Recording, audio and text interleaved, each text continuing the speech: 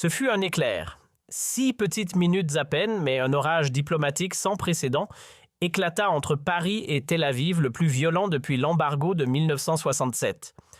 En un claquement de mots, l'équilibre fragile de la scène internationale s'effondra autour de la question israélo-palestinienne.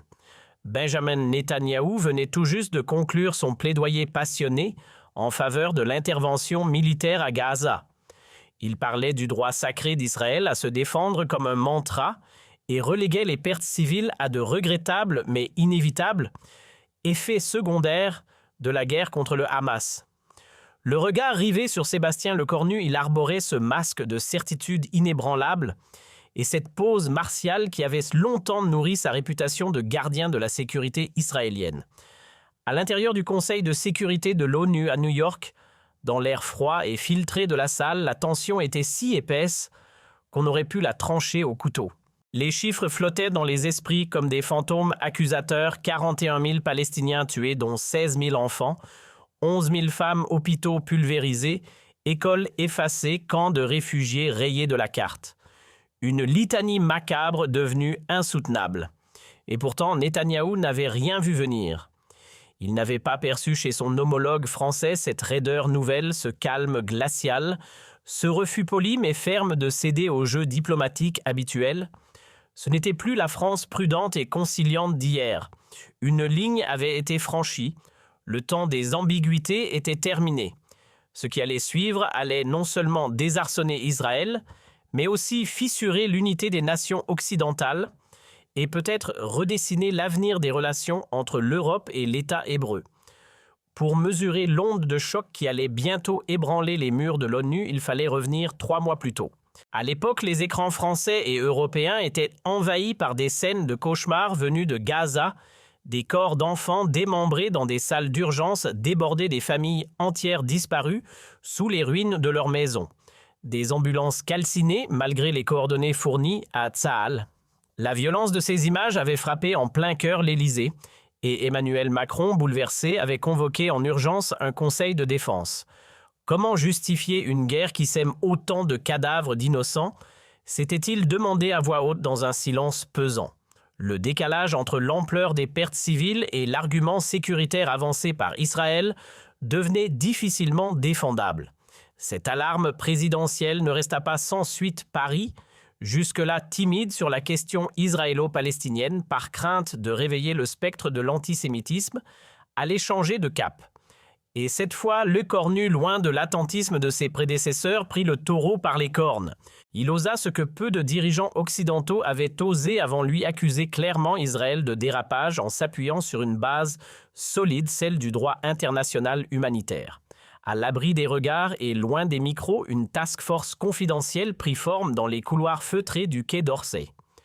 Autour de la table, l'élite française du droit international de l'humanitaire et de la géopolitique moyen-orientale. Des figures respectées rompues aux crises les plus complexes se mirent à l'ouvrage pour démonter pièce par pièce la conduite de la guerre à Gaza. Denis Beauchard, vétéran de la diplomatie française dans la région Bertrand Badi, spécialiste des rapports de force internationaux, et Marie-Françoise Bechtel, référence incontournable en droit international, bâtirent un réquisitoire méthodique. Lors d'une réunion tenue à huis clos à Matignon, la juriste posa les faits sans détour 47 frappes recensées contre des infrastructures civiles, pourtant protégées par les conventions de Genève, hôpitaux, établissements scolaires, réseaux d'eau. Rien de fortuit, tout semblait relever d'une logique répétée. Ce travail minutieux balaya les hésitations restantes et conforta Lecornu dans son choix sortir du langage diplomatique flou pour s'ancrer fermement dans le droit. Quand les règles humanitaires sont bafouées, il faut le dire sans détour, martelait-il à son entourage. Mais l'indignation française atteignit son paroxysme lorsqu'un autre élément surgit des équipements militaires français repérés sur le terrain à Gaza. Une investigation menée en toute discrétion par les services de l'armement révéla que des matériels vendus légalement à Israël avaient servi à frapper des quartiers civils surpeuplés en violation directe des engagements contractuels. Florence Parly, consultée par Lecornu, explosa « Nos technologies ne peuvent pas servir à massacrer des civils. C'est une faute grave sur le plan moral comme juridique. Il faut arrêter net les livraisons. La décision de couper le robinet des armes à destination d'Israël n'avait pas été prise à la légère. 2 semaines avant le tumulte diplomatique de l'ONU, l'exécutif français avait appuyé sur le frein d'urgence. Et Tel Aviv, sans surprise, entra dans une colère noire. Netanyahou décrocha son téléphone furieux pour sermonner Emmanuel Macron. Il dénonça une trahison, un encouragement indirect aux terroristes. Mais Paris, loin de plier, maintint le cap sans trembler. C'est dans cette atmosphère inflammable que le chef du gouvernement israélien réclama la scène au Conseil de sécurité prétendant vouloir lever les malentendus entre Israël et l'Europe. En réalité, il espérait retourner le vent médiatique en sa faveur et marginaliser la France trop bruyante à son goût dans son soutien aux Palestiniens. Son discours préparé au millimètre par ses stratèges chevronnés avait un but limpide, faire passer Gaza pour une question de survie nationale. Et pour faire taire les critiques, quoi de plus efficace que de ressortir le double arsenal, les horreurs du Hamas et les vieux démons de l'Europe antisémite. À ses conseillers, dans une suite feutrée de l'hôtel King David à Jérusalem, il avait lancé avec mépris « L'Europe a la mémoire courte. Ils oublient qu'on est leur seul rempart démocratique dans la région. Et pendant qu'on combat les barbares, eux s'offusquent parce que ces derniers se cachent derrière leurs propres enfants. Il est temps de leur rappeler qui porte la vraie responsabilité de ces morts. » Voilà une mécanique bien huilée accuser ses accusateurs, déplacer le poids de la faute et s'ériger en victime exemplaire. Une tactique diplomatique que Netanyahou maîtrisait sur le bout des doigts et qui, il faut l'admettre, avait longtemps fait son effet face à une Europe tétanisée par son propre passé. Mais cette fois, il allait tomber sur un os. Le Cornu, à la manière d'un horloger suisse version République française, avait préparé l'affrontement dans les moindres détails, dossiers épais, statistiques irréfutables, témoignages glaçants et argumentaires juridiques au scalpel. Le 15 novembre 2024, à exactement 15h30 dans l'arène feutrée mais redoutable du Conseil de sécurité, Netanyahou monta à la tribune drapé dans son éternel costume sombre, posture martiale et regard d'airain. Tout en lui criait « Je suis l'homme du monde libre assiégé par la barbarie ». Il ouvrit avec sa diction chirurgicale « Mesdames et messieurs représentants des nations » et déroula sa défense, ou plutôt sa mise en scène, comme un vieux dramaturge rodé. Entre souvenirs larmoyants du 7 octobre et analyses pseudo-stratégiques sur l'ombre iranienne, le récit prenait forme. Israël, proclamait-il, menait une guerre juste face à des ennemis sans morale, des terroristes, dont la tactique préférée était de se retrancher derrière leurs propres enfants. Hôpitaux, écoles, mosquées, tout selon lui n'était que camouflage pour les armes et les commandements du Hamas. Conclusion implacable, chaque civil tué serait une victime du Hamas. Et certainement pas de Tsahal. L'argument du bouclier humain, c'était la pièce maîtresse du numéro de Netanyahou. L'astuce préférée détourner l'attention, esquiver la responsabilité des morts civiles, en pointant du doigt la tactique ennemie. Mais il ne s'arrêta pas à ce tour de passe-passe. Pris dans l'élan de sa propre mise en scène, il franchit une nouvelle ligne. Nos adversaires misent sur l'hyper-émotivité de l'Occident s'appuient sur les images de détresse pour saboter notre défense légitime. Ils orchestrent leur propre agonie, filment leur mort, dramatisent leur souffrance. Tout ça pour manipuler l'opinion publique mondiale et protéger leurs machines terroristes. Ce passage d'un cynisme glacial était taillé pour provoquer. Et le Cornu, dans son siège, bouillait déjà. Pourtant, Netanyahou ne ralentit pas. En visant droit la délégation française, il lança sa pique la plus provocante. Certains en Europe et la France en tête ont choisi de punir ceux qui se défendent plutôt que ceux qui attaquent. En bloquant leur livraison d'armes, ils affaiblissent notre capacité de survie et donnent un coup de pouce au terrorisme global. Ce coup bas, pensé pour déclencher un scandale, rata sa cible, car il ignorait à quel point son interlocuteur français avait affûté ses contre-arguments.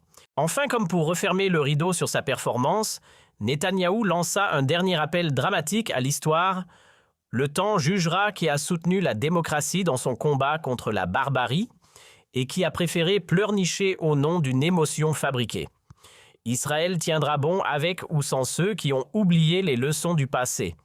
Quelques applaudissements polis suivirent, Mais l'enthousiasme était clairement absent. L'Assemblée, quant à elle, demeurait fracturée, tiraillée entre les récits concurrents. L'atmosphère bascula en une seconde. À peine Lecornu eut-il levé la main d'un geste tranquille pour demander la parole que toutes les têtes se tournèrent à clair vers lui comme happées par un changement de gravité. Le Premier ministre français se leva lentement avec cette élégance républicaine, sculptée par des décennies de tradition diplomatique. Il gravit les marches du pupitre avec calme, planta ses yeux dans ceux de Netanyahou et tira la première salve. « Non, monsieur Netanyahou. Merci vraiment pour ce numéro parfaitement rodé, reflet éclatant de ce qu'est devenu votre rhétorique, un cocktail toxique de postures victimaires et de négation de l'évidence. » Le ton était glacial tranchant comme une lame de rasoir. La salle retint son souffle. Netanyahou, surpris par la frontalité inhabituelle d'un Français, se redressa crispé. Lecornu, implacable, ouvrit calmement son dossier. « Vous évoquez la légitime défense, parfait. Alors prenons les faits, 41 000 Palestiniens morts, dont 16 000 enfants. Un seul Israélien tué le 7 octobre. Le rapport est de 34 morts pour un. Alors dites-moi où est la proportion dans cette défense, soi-disant légitime ?» Les chiffres froids comme des balles claquèrent dans la salle. L'effet fut immédiat. Malaise, silence. Netanyahou voulut répliquer « Monsieur le Premier ministre, ce n'est pas une comparaison valable. » Mais il fut immédiatement coupé. Justement, monsieur Netanyahou, c'est précisément ce que je suis obligé de faire. Parce que c'est ça la base du droit humanitaire international mesuré, comparer, évaluer ce qui est juste et ce qui ne l'est pas. Lecornu poursuivit son offensive avec la précision d'un chirurgien et la froideur d'un juge. Parlons de ces soi-disant boucliers humains, dit-il d'un ton neutre presque clinique. L'ONU a passé au crible 47 frappes ciblant des hôpitaux, des écoles, des centres humanitaires. Et savez-vous ce qu'elle a trouvé? Rien. Pas une seule preuve crédible de la présence du Hamas au moment des bombardements. Zéro. Chaque mot tombait comme une enclume. Dans la salle, on sentait les silences se charger de malaise. L'Assemblée prenait de plein fouet des vérités que des années de communication israélienne avaient tenté d'enfouir. Mais Lecornu n'avait pas fini. Il se redressa légèrement, le regard plus sombre. « Mais ce qui me dégoûte le plus, reprit-il, c'est votre insinuation la plus abjecte. Accuser un peuple de mettre en scène sa propre souffrance. Vraiment, monsieur Netanyahou, les 16 000 enfants palestiniens qui ne respirent plus n'étaient pas des figurants. Les familles écrasées sous les gravats ne tournaient pas un film. Les mots claquaient, tranchants, sans appel. Le cœur même de la propagande israélienne venait d'être perforé. Dans les rangs diplomatiques, des regards s'échangeaient lourds d'un mélange de gêne et de prise de conscience. Et puis Lecornu porta le coup de grâce. « Puisque vous parlez d'histoire, laissez-moi vous en rappeler un morceau que vous semblez avoir travesti si les conventions de Genève existent. C'est justement parce que le monde a juré après 1945 que jamais plus on ne laisserait des civils être broyés au nom de la sécurité. » Il fit une pause puis lâcha « Et vous, héritiers de ceux qu'on a voulu exterminer, vous piétinez aujourd'hui ce serment mondial. » La référence à l'Holocauste volontaire tranchante risquait inverser la logique mémorielle. Lecornu ne reculait devant rien. Il venait de retourner l'arme historique d'Israël contre lui-même. Le visage pâle, presque figé, Netanyahou tenta une ultime pirouette verbale. « La France, dit-il, ne mesure pas l'ampleur de notre menace existentielle. » Mais Lecornu le coupa net sans hausser le ton. « Vous vous trompez, monsieur Netanyahou. Nous avons parfaitement saisi. Nous comprenons que lutter contre le terrorisme ne justifie pas d'en adopter les méthodes. » Et là, un silence brutal s'abattit sur la salle, un silence lourd, presque gênant, comme si l'air lui-même avait cessé de circuler. Jamais, au grand jamais, un responsable occidental n'avait osé en public employer cette expression « terrorisme d'État » à l'encontre d'Israël. Et pourtant, Lecornu n'en avait pas fini. Il s'approcha légèrement du micro et planta le dernier clou. « Vous nous blâmez pour avoir arrêté nos ventes d'armes. » Soit. Mais que penseriez-vous si vous découvriez que vos missiles pulvérisent des camps de réfugiés, que vos blindés rasent des quartiers entiers, que vos drones poursuivent des ambulances? Il marqua une pause, puis acheva. « Vous attendez de nous que nous soyons complices? Non, monsieur, ce temps est révolu. L'époque où l'on justifiait l'impunité au nom de la Shoah est derrière nous. La vie d'un Palestinien n'a pas moins de valeur que celle d'un Israélien. Ce fut l'explosion. Netanyahou, le visage fermé, quitta la salle sans même un regard talonné par sa délégation. Un séisme diplomatique venait de se produire. Pour la première fois dans l'histoire de l'ONU, un dirigeant occidental venait d'accuser Israël sans détour de crimes de guerre et de pratiquer le terrorisme d'État. Le choc fut instantané et mondial. Ce fut un déluge de feu médiatique en Israël. Les unes des journaux hébreux hurlèrent à la trahison « Paris nous déclare la guerre »,« Le cornu nouvelle incarnation d'Hitler », le démon de l'antisémitisme français ressurgit. En quelques heures, l'ambassadeur israélien était rappelé de Paris et toute collaboration bilatérale gelée sans appel. Mais de l'autre côté de la Méditerranée, l'onde de choc prit une toute autre couleur.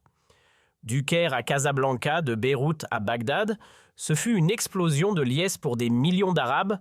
La France venait de briser un tabou d'oser dire tout haut ce que tant de voix muselées répétaient tout bas depuis des années. Le nom de l'écornu devint un symbole.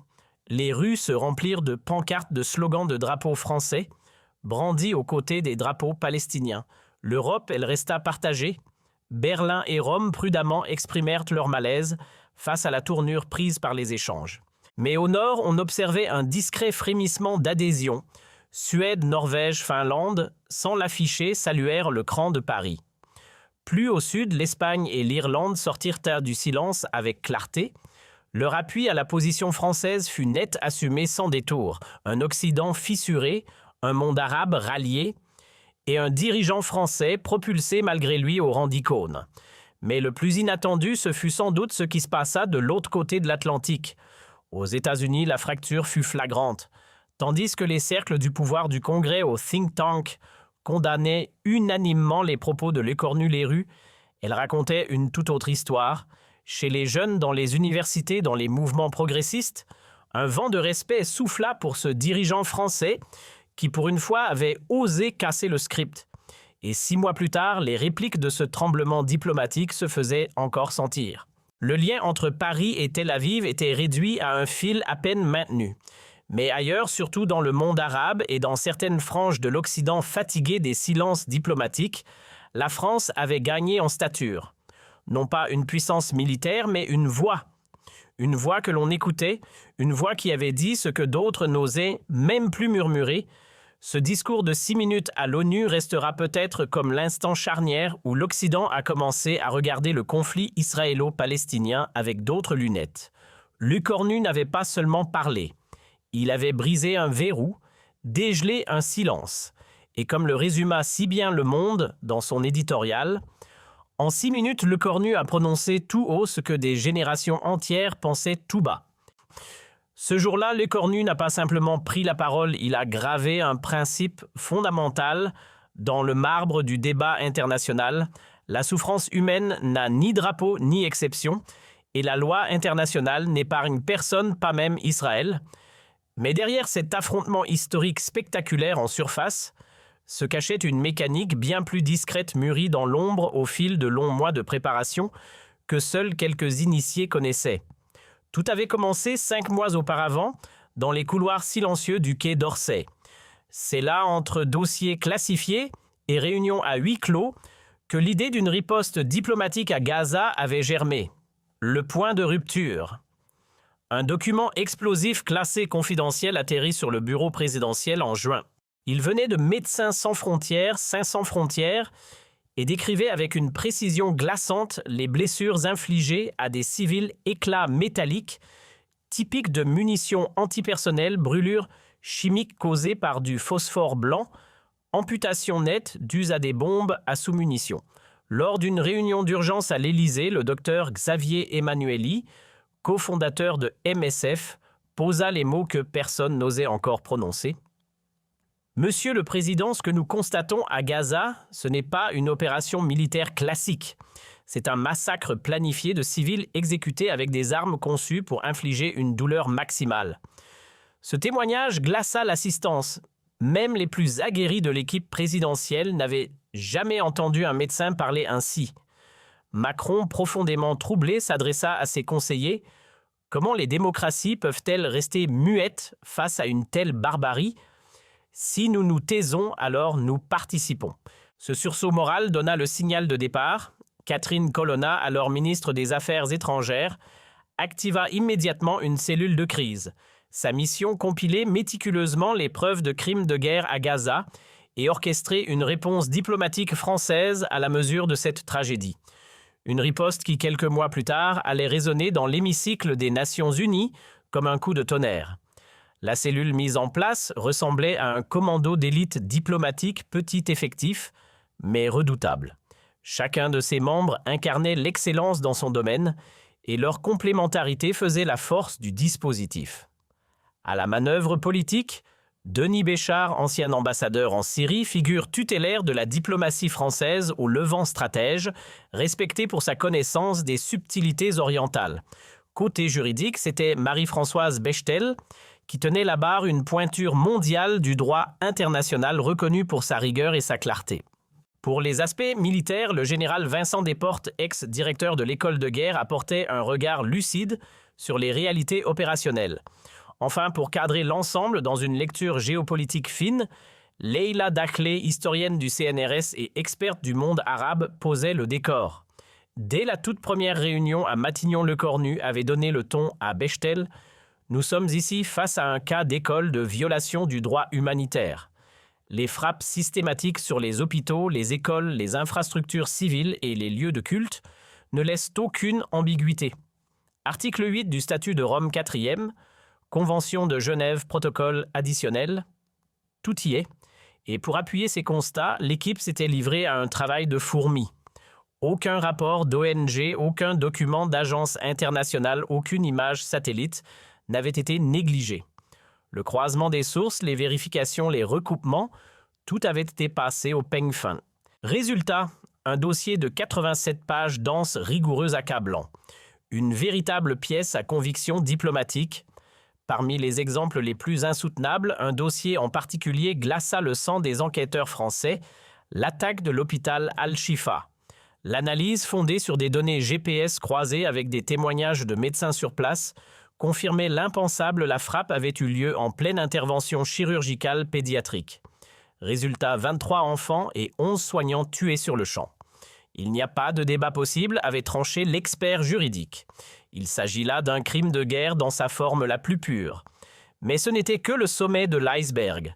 Le plus révoltant, l'origine des armes ayant servi à cette boucherie, l'investigation menée par les autorités françaises avait mis au jour un détail explosif des missiles, des bombes, guidés tous issus d'équipements vendus en toute légalité à Israël par des sociétés européennes, dont Thales et MBDA.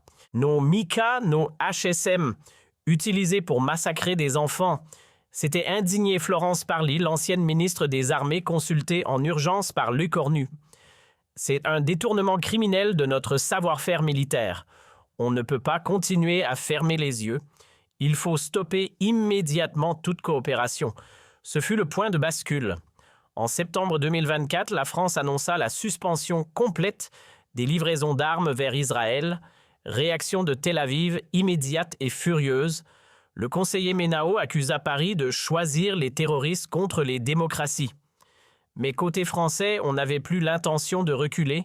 La morale avait tranché. Et cette fois, elle parlait plus fort que la diplomatie. Pendant que l'équipe collectait méthodiquement les preuves de terrain sur les violations humanitaires, un autre front s'ouvrait discrètement, celui de la guerre narrative. Il ne suffisait pas de prouver les faits, encore fallait-il comprendre pourquoi ces faits n'ébranlaient jamais Tel Aviv. Pourquoi, malgré des infractions répétées aux lois internationales, Israël parvenait-il encore à s'extirper du piège des sanctions? Pour répondre à cette question, Lecornu fit appel à un regard extérieur. Franck Barra, journaliste, chevronné et fin connaisseur du dossier palestinien. Sa mission, mettre à nu les rouages bien huilés de la communication israélienne. Dans une réunion à huis clos, le Premier ministre fut limpide. Depuis des décennies, Israël récite une mécanique bien rodée. Premièrement, la posture de victime éternelle. Deuxièmement, l'art de rejeter la faute sur l'autre. Et enfin, l'arme fatale, l'accusation d'antisémitisme au moindre désaccord. À la moindre critique, on vous balance la Shoah, on vous taxe d'alliés des terroristes, et le tour est joué. Grâce à cette cartographie des ressorts émotionnels et rhétoriques israéliens, Lecornu affûta ses arguments comme des lames. Netanyahou va ressortir son grand classique, avait anticipé son équipe. À nous de répondre du tac au tac, preuve contre preuve, sans laisser passer la moindre contre-vérité. Le but n'était pas seulement de parler fort, il fallait parler juste avec des faits que même la meilleure propagande ne pouvait plus noyer. L'aspect mental de la contre-offensive française n'avait rien laissé au hasard. Dans l'ombre, un expert chevronné en gestion de crise, habitué des palais présidentiels, épaulait Lecornu sur un point clé, se blinder contre l'exploitation émotionnelle de l'histoire. Monsieur le Premier ministre Netanyahou ne viendra pas avec des faits, mais avec des blessures. Il vous accusera de nier la Shoah, de trahir les victimes, de légitimer le terrorisme. Votre rôle, ce sera de ne jamais mordre à l'hameçon affectif. Restez sur le terrain froid implacable du droit international. Ce conditionnement psychologique était essentiel. Il visait à immuniser Lecornu contre la mécanique rhétorique bien huilée de Netanyahou, une mécanique qui avait tant de fois désarmé les dirigeants européens paralysés à la simple idée d'être soupçonnés d'antisémitisme. Pour renforcer cette armure mentale, Matignon avait organisé des mises en situation d'un réalisme bluffant. Denis Béchard, dans un rôle de composition millimétrée, incarnait Netanyahou jusque dans ses silences. Mêmes inflexions de voix, même indignation feinte, mêmes punchlines accusatrices. Monsieur Lecornu, en vous opposant à nous, vous servez les intérêts du Hamas, lançait-il avec le ton tragique du Premier ministre israélien. Non, monsieur l'ambassadeur, je sers les principes du droit humanitaire, répliquait calmement Lecornu. Au fil des répétitions, sa réplique devenait plus affûtée, son sang-froid plus tranchant. Il n'était plus seulement prêt à répondre, il était prêt à retourner les accusations avec l'élégance d'un chirurgien du verbe. Les entraînements orchestrés à Matignon ne s'arrêtaient pas aux joutes diplomatiques. On avait aussi anticipé la déferlante médiatique qui suivrait inévitablement la prise de parole de Lecornu. La cellule communication du Premier ministre affûtait les ripostes comme des lames, prêtes à parer l'accusation désormais automatique, l'antisémitisme. Le message était clair, martelé comme un refrain: critiquer un État, ce n'est pas haïr un peuple, une nuance que beaucoup feignaient d'ignorer. Et puis à 3 semaines du grand jour à l'ONU, une surprise de taille vint fortifier le front français, une tribune collective signée par plusieurs figures juives, incontournables du paysage intellectuel français. Bernard-Henri Lévy-Alain Finkielkraut, Élisabeth de Fontenay, tous cosignaient ce texte courageux appelant à ne pas confondre mémoire et instrumentalisation. On ne peut pas invoquer l'ombre de la Shoah pour justifier le silence face à des atrocités contemporaines, écrivait-il avec gravité. Ce soutien inattendu, puissant par sa symbolique, galvanisa Lecornu. Il comprit alors qu'il ne défendait plus seulement des principes juridiques, mais un espace vital de liberté critique que l'accusation d'antisémitisme étouffait depuis trop longtemps. La bataille n'était plus uniquement diplomatique, elle devenait morale. À bord de l'Airbus présidentiel en route vers New York, l'ambiance n'avait rien d'un vol de routine. Lecornu, concentré comme jamais, relisait sans relâche son arsenal de chiffres, peaufinait ses punchlines, ajustait chaque mot, comme un combattant affûte sa lame avant le duel. Autour de lui, son équipe fonctionnait comme une véritable cellule de crise en altitude. Ce que vous allez faire dépasse les frontières de la diplomatie française, lui souffla Denis Béchard entre 2 corrections. Vous êtes la voix de tous ceux qui réclament que la justice internationale ne soit pas à géométrie variable. À leur arrivée à New York, la tension flottait déjà dans l'air comme un orage prêt à éclater. Les studios des chaînes du monde entier avaient déployé micros et caméras, sentant que l'affrontement entre Paris et Tel Aviv allait faire trembler les murs du Conseil de sécurité.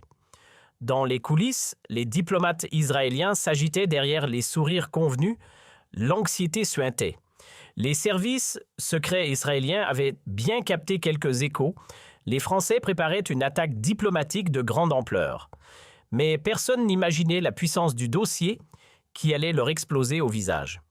Comme toujours, ils vont dénoncer notre droit à nous défendre, balayé d'un revers de main ramère un des stratèges de Netanyahou. Rien qu'on ne sache contrer, on ressortira le discours sur les enfants boucliers du Hamas. Erreur stratégique. Cette fois, le scénario n'allait pas se dérouler comme prévu. La veille du choc, une surprise de taille atterrit dans la boîte sécurisée de Le Cornu, un mot discret mais lourd de sens du secrétaire général de l'ONU. Monsieur le Premier ministre, il est temps que quelqu'un dise tout haut ce que beaucoup pensent tout bas. L'impunité doit cesser. Ces quelques lignes suffirent à transformer Le Cornu en incarnation de la voix collective de la légalité piétinée.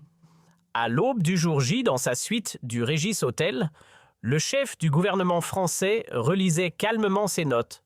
« Aujourd'hui, je vais rappeler à Israël et au monde que personne n'est au-dessus du droit international », glissa-t-il à son directeur de cabinet.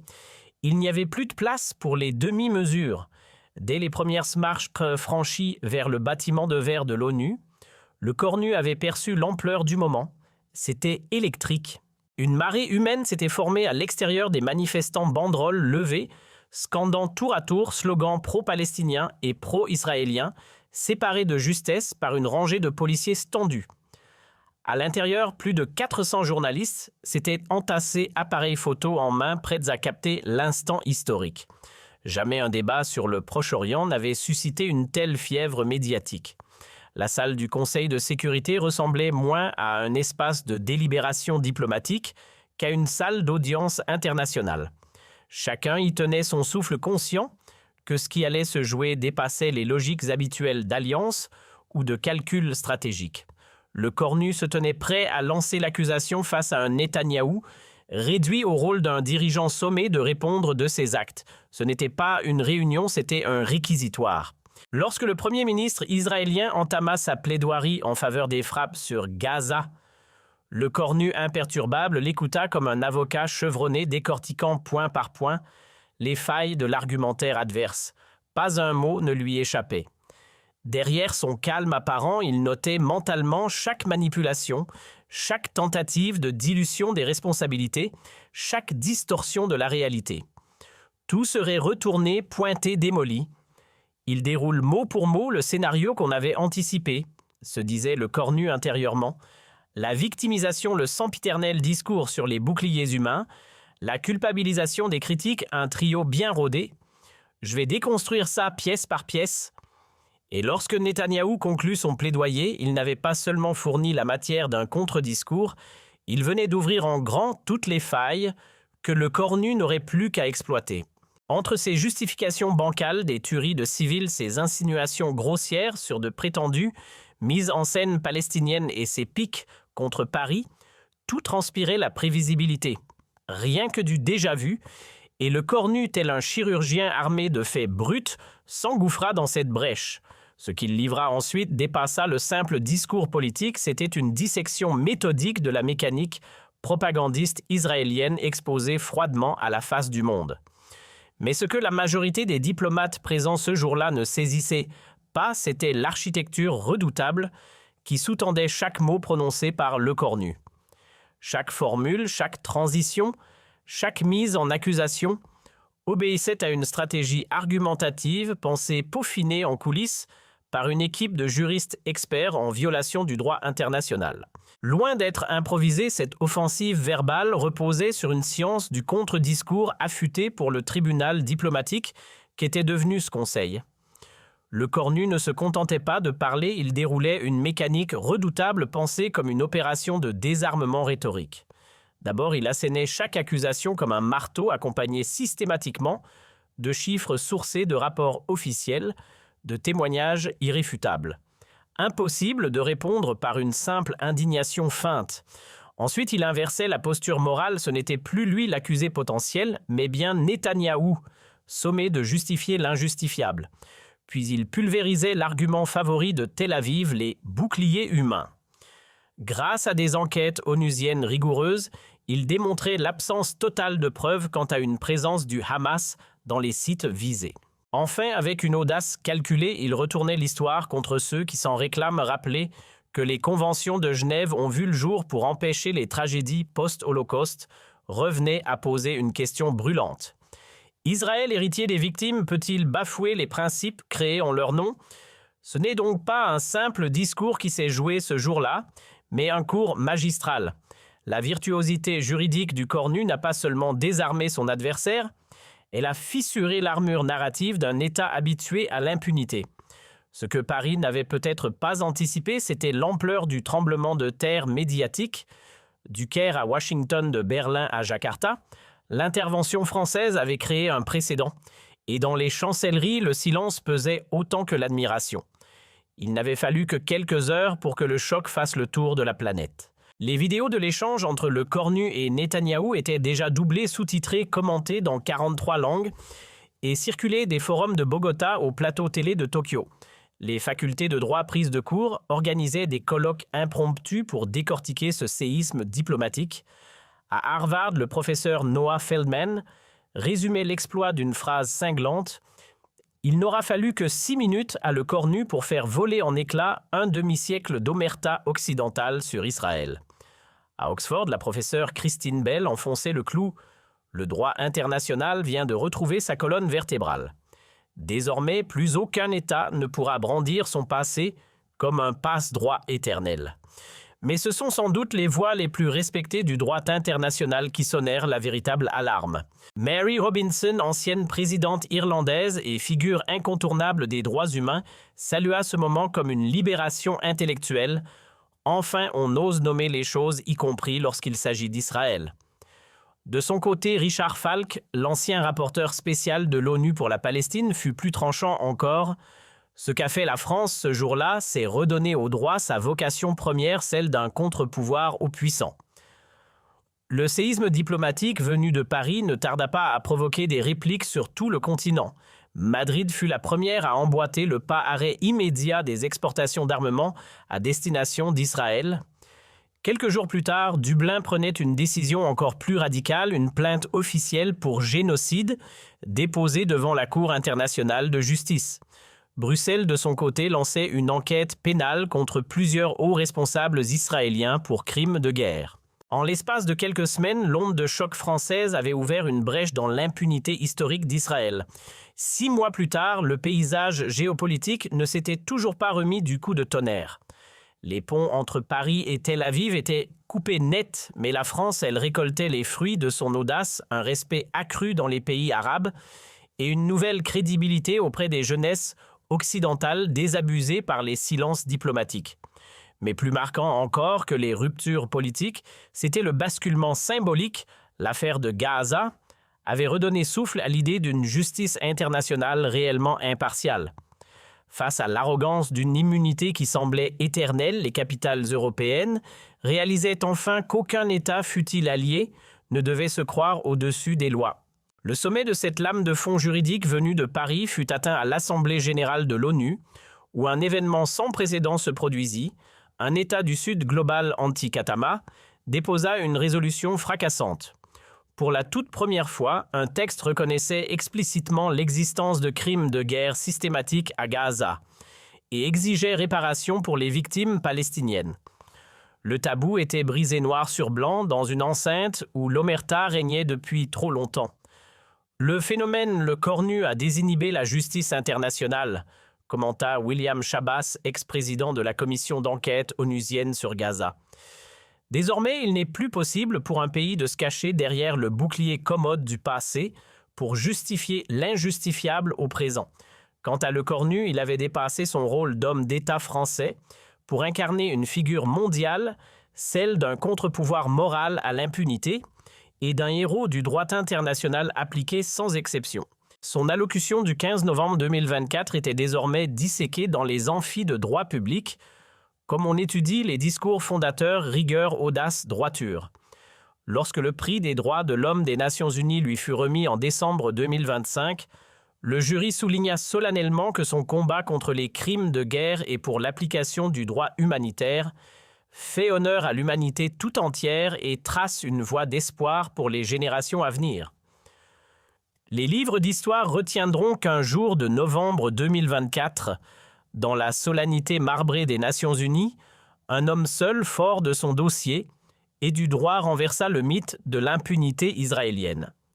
et qu'en réaffirmant la supériorité du droit sur la force, il rouvrit la porte d'un monde enfin capable d'appliquer ses propres règles sans exception ni passe-droit.